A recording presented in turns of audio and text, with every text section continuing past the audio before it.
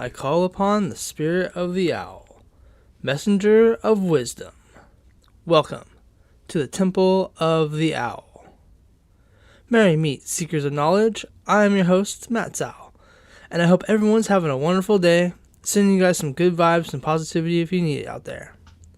Here at the Temple of the Owl, located deep in the forests of Northern California. In this episode, we will discuss the Warrens and why it is important to witchcraft. This is where we talk about spirituality and magic on all levels, but it's through the perspective of a modern witch. As always, these are just ideas to help you live a magical life. Take the information and do what you want with it. Thank you for listening and your support. Special thank you for those listening on the Troubled Minds Radio Network, KUAP Digital Broadcasting. Go to troubledminds.org, and I'm personally inviting you guys to have some conversations on Troubled Minds. Also check out templeoftheowl.com. I like to start the show off with what I call the MOD, or the message of the day. It's a quote that I find that helps me explain the show's topic.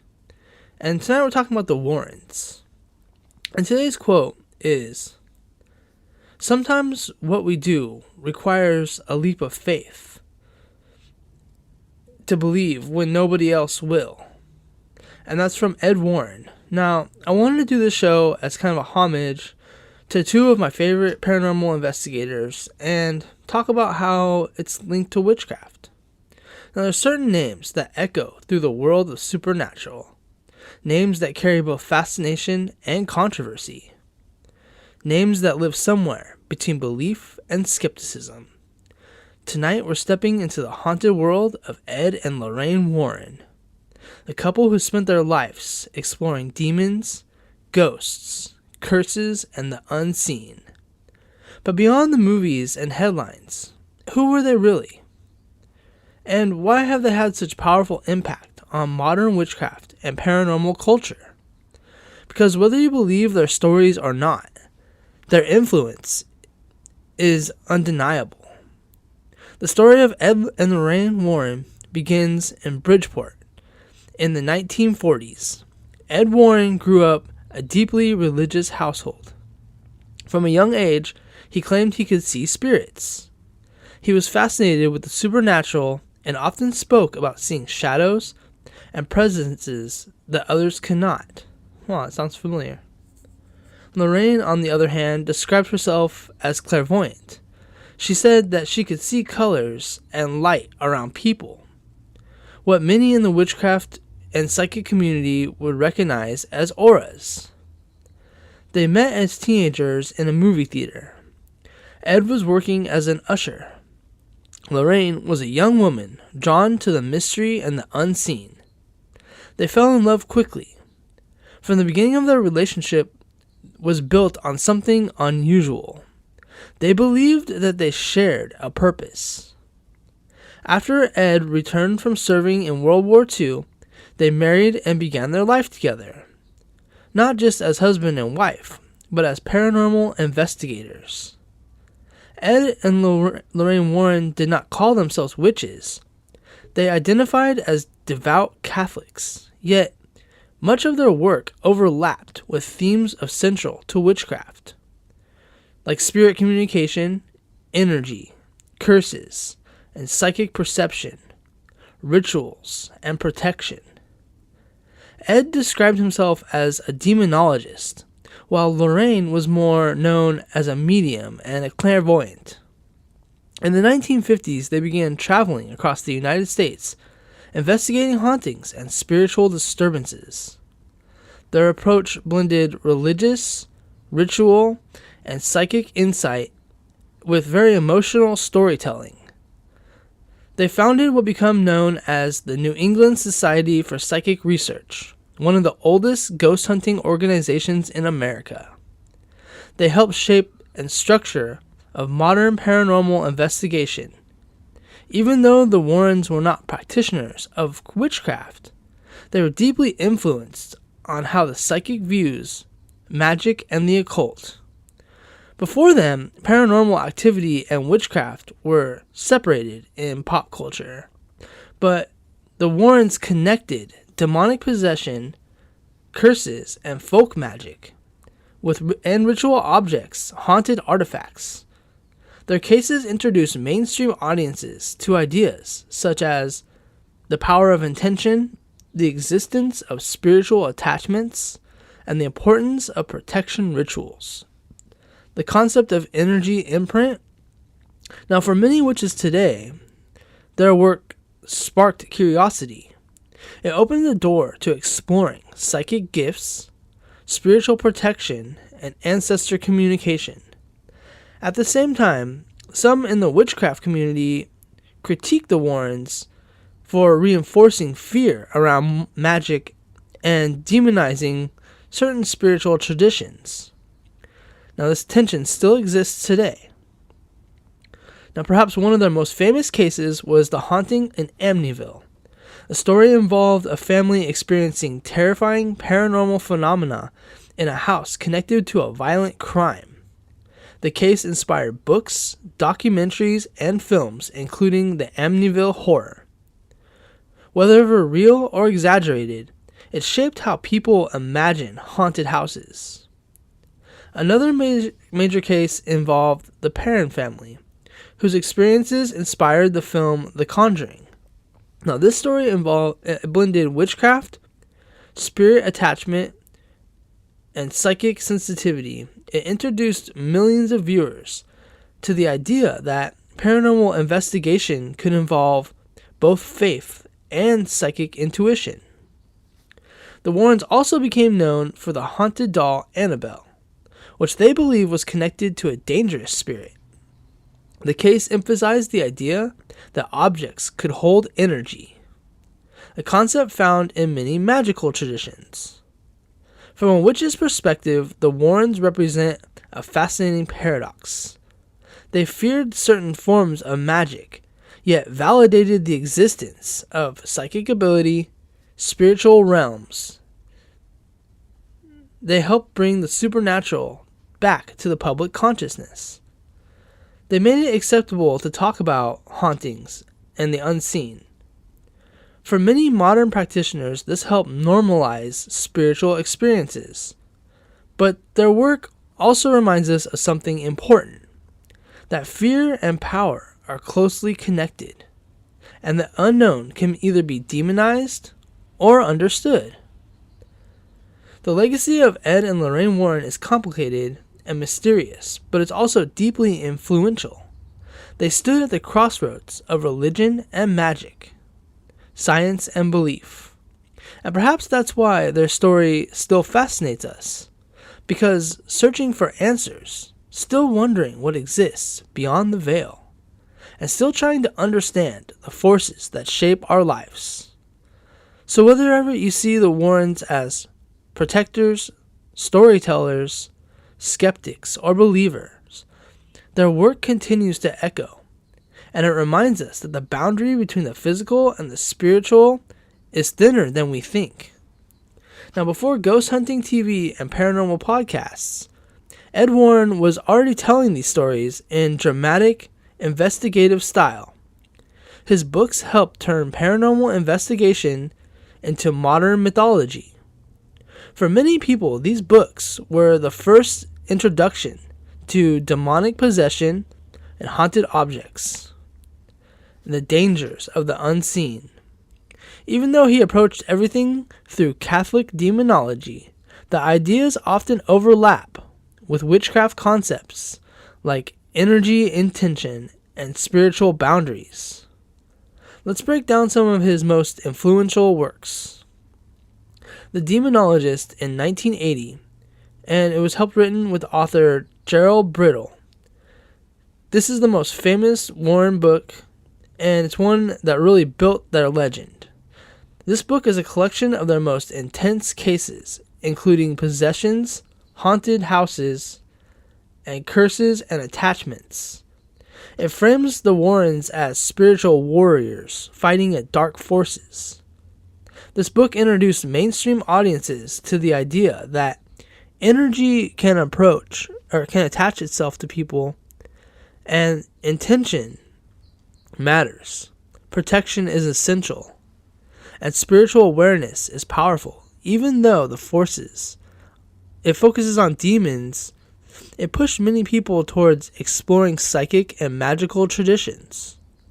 Many witches today reinterpret the ideas of this book, seeing them as good versus evil, and more as imbalanced or harmful energy that must be managed.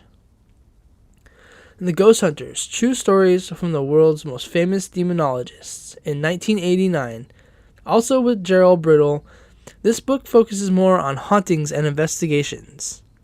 It has paranormal research, the role of psychic sensitivity, emotional and energetic trauma, spirit attachment to places. This helped popularize the idea that homes could hold memory and emotional energy.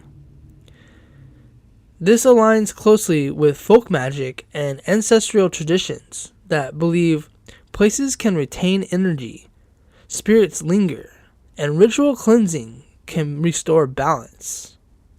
Many modern witches use similar concepts in house blessings and space clearing. Up next, Graveyard, True Hauntings from the Old New England Cemetery in 1992. Written with Robert David Chase, this book explores hauntings connected to burial grounds.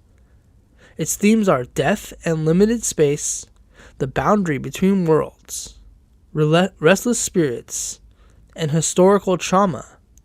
It connects deeply with witchcraft traditions involving ancestors, grave magic, and spirit communication.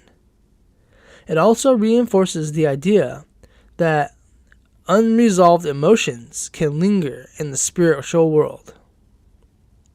Up next, we have Werewolf, a true story of demonic possession in 1991, one of their most unusual books. What makes it unique is it explores shape-shifting, possession, and folklore. This book is fascinating because it blurs the line between psychological experiences and spiritual belief. It touches on ancient fears of shape-shifting, which appear in many magical traditions. They made paranormal work feel like sacred mission. Their storytelling influenced ghost hunting shows, paranormal podcasts, and horror films, and modern occult curiosity. Even today, shows like Ghost Hunters and Ghost Adventures follow a structure similar to the Warrens' approach. From a witch's perspective, Ed Warren's books remind us something important. Fear of the unknown can lead to superstition, but curiosity leads to understanding. While the Warrens saw dark forces and danger, many witches see balance, boundaries, and spiritual responsibility. Their work helped bring the unseen back into public awareness. And whether you agree with their conclusions or not, they helped open the door to modern spiritual exploration. There are places in the world where the veil feels thinner, places where objects carry memory, emotion, and intention. One of the most famous places once stood quietly in a suburban neighborhood in Monroe. It looked like an ordinary home, but inside, it housed one of the most controversial collections of haunted and cursed objects in modern history. This home, it was the home of Ed and Lorraine Warren and their private occult museum. The museum began in the 1950s, not as a public attraction, but as a place of containment. The Warrens believed that certain objects could hold spiritual energy. Some they described as haunted. Others believed they were cursed or connected to ritual magic. Instead of destroying the items, they chose to keep them. Their goal was twofold: study the objects and the phenomena around them, and prevent harm from removing them from the public. The idea is not new. Many magical traditions believe that objects can carry intention, memory, and spiritual imprint. In witchcraft, this is called energetic residue, a psychic imprint, or an object attachment. The Warrens framed it through Catholic demonology, but the underlying concept appears in many spiritual paths. The collection reportedly included ritual objects, alleged cursed jewelry, and religious artifacts like spirit boards, dolls, mirrors, and tools connected to paranormal cases. Each of them had a story. Many were taken from investigations where people claimed the object caused disturbances, nightmares, or illnesses. From a witchcraft perspective, this raises fascinating questions. Can intention attach to matter? Can trauma imprint energy? And can objects become spiritual anchors? The most famous object in the museum is the haunted doll, Annabelle. Now, unlike the horror films, the real doll was a simple Raggedy Ann. The Warrens believed that the doll was not possessed, but manipulated by a spirit seeking control. They placed it in a glass case with a warning, like positively, do not open.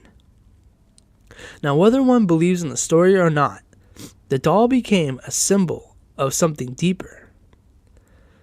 The power of belief, fear, and attention can amplify experiences. Many magical traditions teach that focus and emotion are forms of energy. The museum has had a complicated relationship with modern witches. Some practitioners see it as a fascinating archive of folklore, a study into spiritual psychology, and a reminder of how fear shapes belief. Others critique the Warrens for framing magical or spiritual objects as dangerous or demonic. Yet the museum also helped normalize the idea that spiritual phenomena is real. Energy can affect people, and protection and boundaries matter. For many modern witches, this reinforced the importance of grounding and cleansing, respect for spiritual forces. Now, Ed died in 2006, and after Lorraine Warren passed away in 2019, the museum closed to the public. Local zoning and safety issues also played a role, but the collection still exists. Today it's overseen by Tony Spera, Lorraine's son-in-law.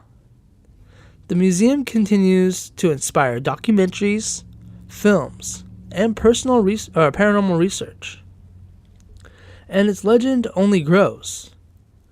Whether one sees the museum as a sacred archive, a psychological case study, a paranormal containment site, or a cultural myth, it reminds us of something ancient.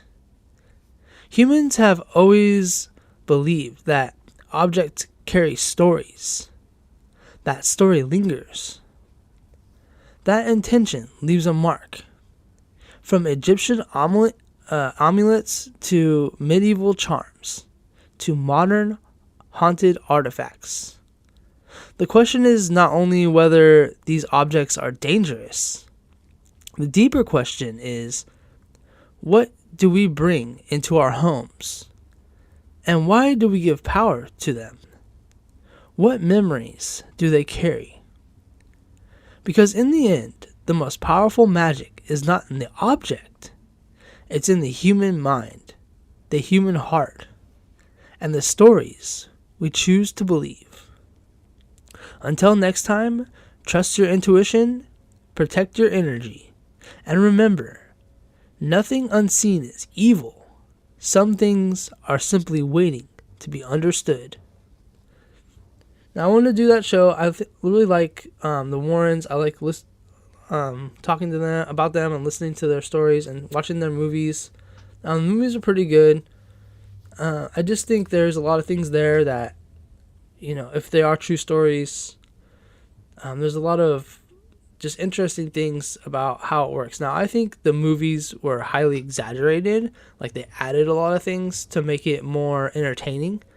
But the stories are based on what they say are true stories. And some of this stuff kind of frightens me, kind of scares me. I think if it's real like that. But I think a lot of their stuff and a lot of their work, it ties to witchcraft. Especially the whole, haunted objects and how energy and intuition can go into things. We're going to be talking about that on the next episode, kind of talking about Halloween and cleansing and stuff like that. And so, I want to thank you guys for listening. What do you guys think about this, though? Let me know in the comments. Thank you guys for listening. Check out templeoftheowl.com. All my episodes are up there. Thanks, Mike, for making that website. And I just want to say thank you guys for listening. Thank you for listening on KUAP Digital Broadcasting. That's the Troubled Minds Radio Network. I release the spirit of the owl. Thank you guys. Blessed be.